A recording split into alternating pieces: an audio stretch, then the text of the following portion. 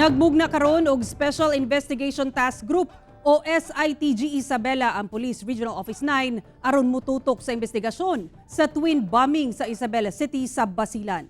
Sarong tangdugang detalye sa live report ni Efren Mamak. Efren. Sara, nasuta na sa kapulisan ang sospek nga nagbilin sa ikaduhang bomba sa garahe sa DBL Bus Transport. Og mao kini karon ang sentro sa investigasyon sa CITG Isabela. Gibutyag sa kapulisan sa Police Regional Office 9 nga aduna na sila ginasubay karon nga sospek sa pagpamomba sa Isabela City, Basilan, partikular sa bomba nga mibusikad sa garahe sa DBL Transport. Base sa investigasyon, usa ka lalaking pasahero nga nagasuot og pula nga t-shirt ug mao nga pantalon, nagkalo kini og itom nga anaa sa 5'3" ngadto sa 5'4" ang gitas-on. Ning sakay kini sa DBL bus gikan Lamitan City paingon sa Isabela City, Basilan. Dala ang usa ka karton nga giputos sa tape. Apan pag-abot sa arrival area sa garahe sa DBL Transportation Company sa Balderosa Street, Barangay La Piedad, kalit kining mikanaog og gibilin ang karton nga mibusikad paglabay sa pipila ka minuto. Based sa investigation, merong na-identify na isang male person around 5'3" to 5'4" in height, wearing red shirt and maong pants with a cap na sumakay sa bus from Lamitan City to going to Isabela City. Siya yung may karga nung later on abandoned baggage. Nung bumaba na siya dun sa Isabela City, iniwan niya yung baggage which later on ay pumutok nga po. Ginabuhatan na usab karon sa Regional Forensic Unit 9 og Computerized Facial Composite ang lalaking nagbilin og plastic bag kilid sa usa ka fast food chain. Kini base na usab sa description sa mga witnesses. Mao kini ang ginatumbok karon sa gimugna nga Special Investigation Task Group Isabela aron motutok sa investigasyon.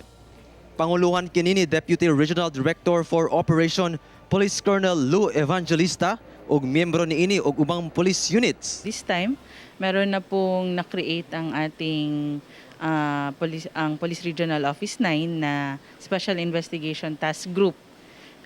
This is ordered by our Regional Director, Police Brigadier General Franco P. Simborio, na mag-create nga tayo ng isang Special Investigation Task Group to cater the twin explosion in Isabela City. So it is named SITG Isabela. It is headed by our Deputy Regional Director for Operation, si Police Colonel Lou Evangelista. He will oversee the investigation of this incident, and we will push through with the filing of case dun sa mga perpetrator once identified na sila. Una nang gipagawa sa Task Force Basilan nga posibleng ang Abu Sayyaf Group ang nagpaluyo sa maong pagpamomba. Tin pong mga kababayan, in behalf ng ating Regional Director na si Police Brigadier General Franco P. Simborio, we are asking everyone to please stay calm but be vigilant.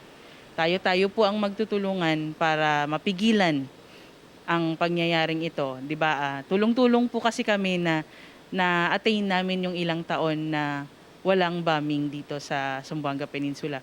So naniniwala rin po kami na this time pagtulong-tulungan namin itong masolbahan tong kasong na to, tapos hindi na siya mangyari ulit.